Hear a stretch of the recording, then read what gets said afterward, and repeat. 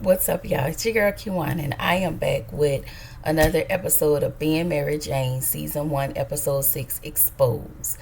Make sure y'all like, comment, and subscribe to my channel. Click the notification bell button so you can be updated on every video that I drop, okay? And make sure you guys are liking up the videos. It keeps me going in the algorithm, so we can get up my subscribers and all of the things, okay? All right. First of all, I just want to ask, has anybody read this book? Okay, if you read this book, let me know if you like it, because I'm about to start reading. I'm going to try to read it. I'm going to try to read at least 2 or 3 chapters a day. Maybe 2, because this a big old book, okay? Let me know if you liked it or whatever. I have more books I'm reading, so every time I crack open a new book, I'll let y'all know. But before I actually start this one, I'm going to finish up The Garden Within. I'm almost finished with that one, and then I'll start this one. Anyway, sorry y'all, back to Being Mary Jane. So the episode starts with Mary Jane and Andre. She's with him. He's looking for a new place to live. Y'all know, because he told Avery that he was moving out and that they were getting a divorce. So he's trying to purchase a loft. Okay. So the realtor comes in and lets him know that the loft won't be ready for another month. So he was like, no, I need that like yesterday. And so Mary Jane was like, don't worry, something will come up soon. And so he asked the realtor, hey, can you excuse me for a second? And so she was like, yeah, okay. And he turns to Mary Jane and he was like, this can't work for me. I have to move out now. I told Avery that I'll be out. He said, so in the meantime, I just have to stay at a hotel, until this loft is ready. And so Mary Jane, she kind of hesitated, like she paused for a second, and then she agreed to let him move in with her for a month until that loft is finished. And I was like, girl, why? Like, why? I'm sorry, listen, I've never lived with a guy before. I've never, well, it was that one time, but it wasn't me. It was the other way around. I ain't putting people business out there like that, but I've never just said, hey, I'm gonna move in with you, and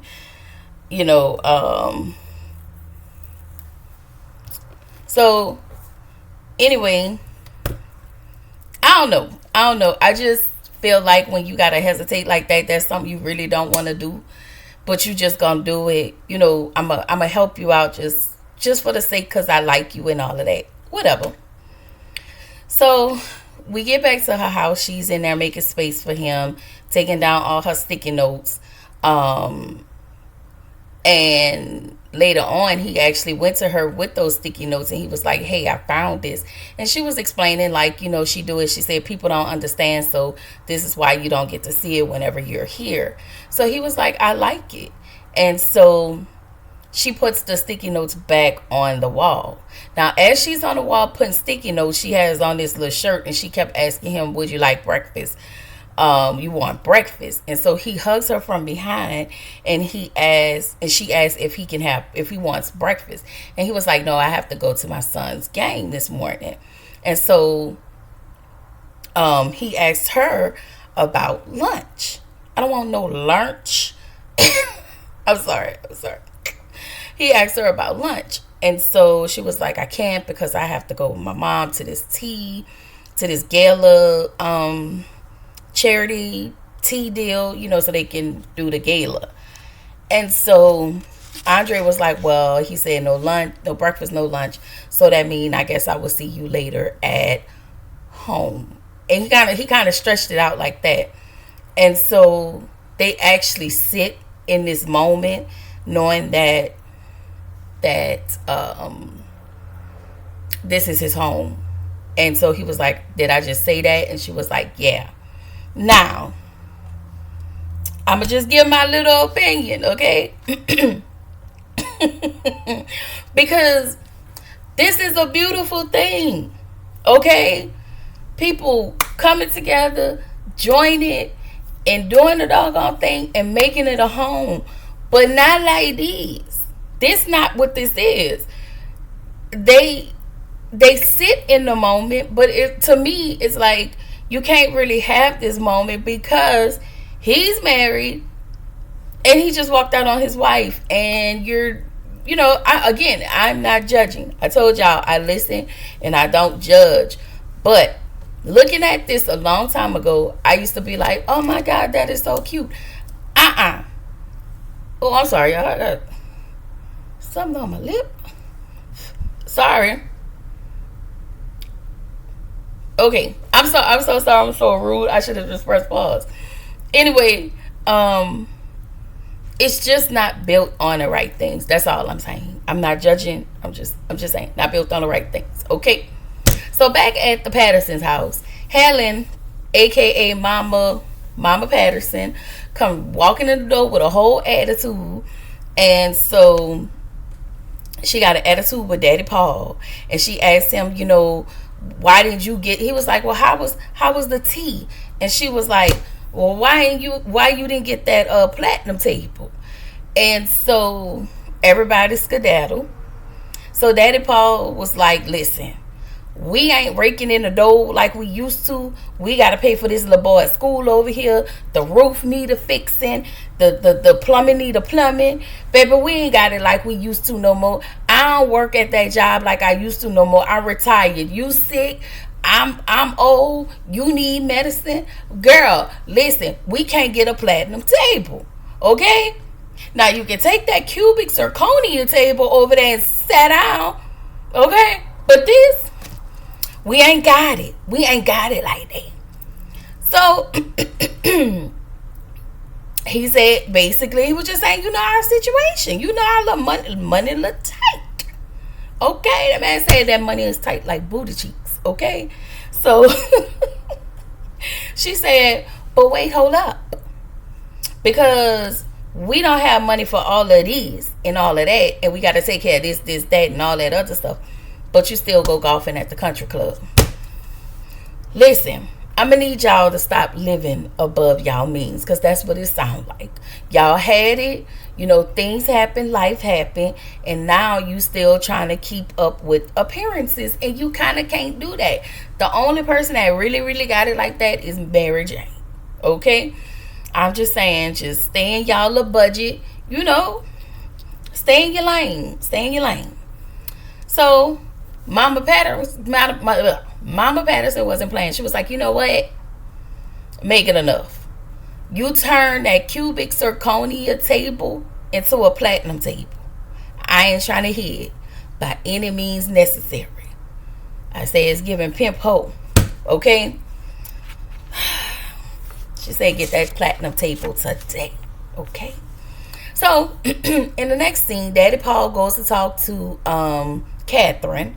Y'all know Catherine was the one was trying to throw her wolf Gucci in a circle for that man. And so Daddy Paul was, they was walking and talking, and he was like, I made a mistake. I didn't mean to get that table. Traditionally we always have the platinum table.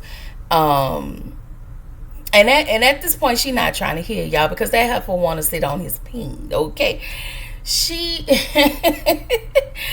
and he was like, well, listen, I really just want to swap our table out with yours. And so she was like, well, listen, I've never had this is my first year. I've had my platinum table. I worked hard to get this platinum table, and God dog it, I ain't releasing or removing this platinum table. Okay, so basically she said, if I give you this platinum table, because he said I throw in additional money. She said, baby, money ain't what I need. She said, basically, I'm gonna throw this wolf coochie at you in a circle, baby. Is you ready to catch it? Okay, is you ready to catch it? What you willing to do for that platinum table, platinum watch? the platinum cars and the platinum. What you want to do for that? What would you do for a Klondike bar? Okay? I'm willing to throw my silver wolf coochie at you. You can have this platinum table. I said, my Lord, I know you lied. She was like, what you want to do? What you want to do? All right. In the next scene, Kara goes to Mary Jane about Terrence Mitchell. I remember that, but y'all, I really still didn't kind of understand that story. But sometimes I do feel like the only thing I really got out of here was she knows that Mary Jane and that guy and the Terrence person who was played by what's his name? Ludacris. She knew that they were friends, and I just hate when Kara always putting her in compromising situations, and then she get to turn and act like, oh, I didn't mean to do that. I'm sorry. It's, I don't know. Kara just a user. I just never really fully cared for her, if that makes sense. I just don't in her character. Anyway, so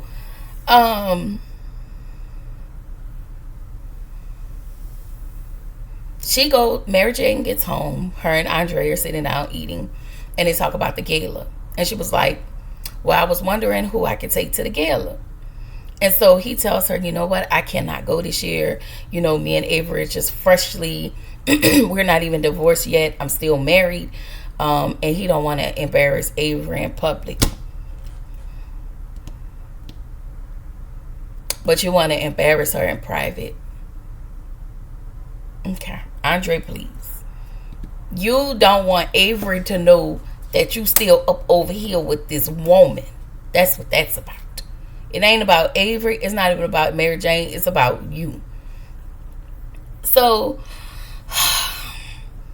he then tells her, well, you didn't want me. He was like, you know, we're quiet. I want this to be quiet. You know, he was like, you didn't even want Mark to see me. And you take that to throw that in her face. You threw it in her face because you know deep down you do not want to go to this gala. You don't want to be seen with her. You want her, but you don't want to be seen with her everywhere. So she said, this is something I want to change. And he said, I want to change it too, but now is not the time. And I was like, this is how it starts. Okay? That's where it starts, ma'am. Let it go. Let it go. Okay? And the fact that she said, I want to change it now, it almost made me feel like low-key she was kind of begging, you know, for his attention and for him to be seen. And it just seemed like this the running pattern with her. Not really begging these men, but they keep showing you how they really feel about you. Both of them. They just keep showing you. So Mary Jane gets to the job, you know, gets to her segment, and she says that, you know, she talks to Terrence first. He lied about the articles, some of the articles that he wrote. He embellished a lot of stuff. And so I want to say she turned him down, or I don't know if he didn't want to come up and talk about it, but she wanted him to be honest, and he didn't want to be honest. He wanted to keep the lie alive about those articles he wrote about the jail. And he was like, it may not have been over here at this place, but the things I'm writing, it's happening at other places. And so, you know, Mary Jane is like straight book. Like it's no gray area. It's just either black or white. So after she said, she was like, Terrence refused to come on, yada, yada, yada. And so they took the story of his ex and they went with that story. And so she gets up and Kara comes to her. She walks off. She looks at the producer. She look at them and walk off. Kara comes up to her. She looks at Kara and she walks off, goes into the bathroom, and then she throws up. So in the next scene, Daddy Paul went into PJ's room and asked PJ, do he have an extra job, we don't know about, because there is some money in an account, in Daddy Paul's account. Like Daddy Paul went from $7,000 to $78,000. And I would like to say this. Won't he do it? You let me go check my bank account tomorrow and it say $78,000. I'ma say, Lord, I thank you. I'm sorry. All right. I'm sorry. That is stealing. Okay, I would definitely call the bank and be like, wait a minute, hold up, where this from? What is this? This don't look familiar. But there is a part of me that would be like, don't say nothing, girl. You better not say nothing. Spin it. I'm sorry. I just. All right. That's what y'all ain't asked for that. So he told his dad, I took out a student loan, and his daddy was like, you need to pay this loan off, and you need to finish school. This is what we need you to do, and after you pay this off, whatever you need after that, you need to come to us. And I just kind of be like, y'all barely got it, okay? So we get to the gala, and Mama Patterson is bragging about all of her children. I was like, baby, this lady ain't okay. She ain't. But whatever, that's what you do. You brag on your children, okay? I'm just saying. You make them look top tier. So David is at the gala, of course. And so the mama calls him over. The family, really, everybody loves David, okay? And the whole time I was looking, why is Lisa over there looking like she looked uncomfortable with seeing Mary Jane and David? Like, I don't know, but she's just seemed like throughout this duration of this season, she's always held David to a higher standard, and whatever Mary Jane did or said against him, she took up for him. Like, I don't know. So we back over at the gala. Catherine goes to speak with Mama Patterson and Daddy Patterson, and he asked her to dance. And so Mama Patterson said, what are you doing? And he said, didn't you want that platinum table? I said, my God, what did you do, sir? So Mary Jane goes and sits next to her mom and says, you do know why he's dancing with her. And she was like, because you pimped him out. And so I was like, you low key, you did. And so Mary Jane was like, go get him. And so she was like, what are you waiting on? Get up and go get daddy. And so she was like, she told Mary Jane, she said, I got this. Mind your business, little girl. I got this. So she gets up. But first of all, let me just say this. Why did y'all put that wig on Mama Patterson? They had all these other wigs in the world, and y'all chose that one. Y'all ain't asked for that. Anyway, so she gets up, goes to the dance floor. She go get her husband. Baby Catherine looked like somebody pissed in her Cheerios because she was not happy. Ma'am, that is that lady's husband? You all over there dancing on the floor, sipping on some damn gin and juice and all of that? No, you go sit down somewhere because you've been trying to throw it in a circle for him since the duration of this season. Catherine, please. Okay? Please. So anyway, David dancing with Mary Jane. He start to scroll down memory lane. And I'm just thinking the whole time you gawking over him, really gawking over him from the moment he sat down to y'all all on the dance floor. He sees this. He knows this. And he's still choosing to ignore you and ignore what's happening in the moment. And I was just thinking, meanwhile, you got a whole married man at your house waiting on you. But you know what? I'm not even mad at that because it is what it is. So David was like, well, I don't know how to tell you this, but I'm seeing someone and it's been 3 months and it's moving pretty fast.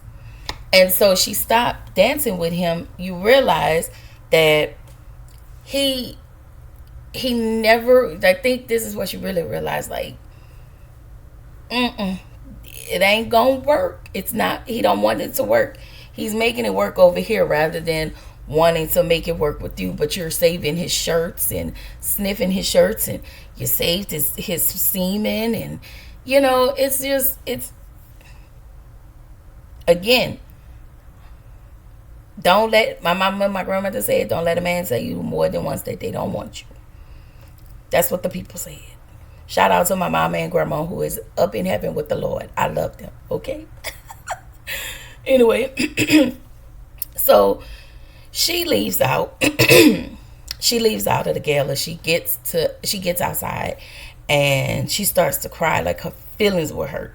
Because y'all, she really, like, she loved Andre, but I don't think like the way she loved David. And she's been knowing David for some years. Andre, she's only been knowing him for months. And so she make it home.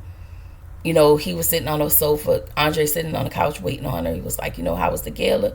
She was like, fine. She was dismissive because she's processing that the man I really love is in love with somebody else and with someone else. So that's a lot. That's a lot to process.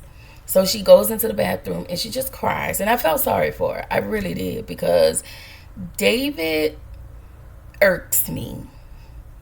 Like, it's like he knows how to pull on her heartstrings. He knows that she have all of these deep feelings, but yet he decides to string her along only for physical reasons. He string her along. And so Andre, she actually sat on her tub. Andre comes in there and he apologizes for not being at the gala with her this year, but he promised to attend the gala with her next year. And he grabs her hand, not having the wherewithal that she was crying about something totally different. It wasn't even, it's to the point now, it wasn't even about you not being at the gala, but it was understanding that the man that she loved is in a serious relationship with a totally different woman. And you wouldn't even commit to me. So, y'all, this was an episode in. I would do, what's third? I don't think I have anything Thursday. So I'll do probably episode 7 tomorrow. So I want to finish this out. So I can start something new, a new season, a season 1 of something throwback of, a throwback season of a season 1 of something else. But I just want to finish this out this week.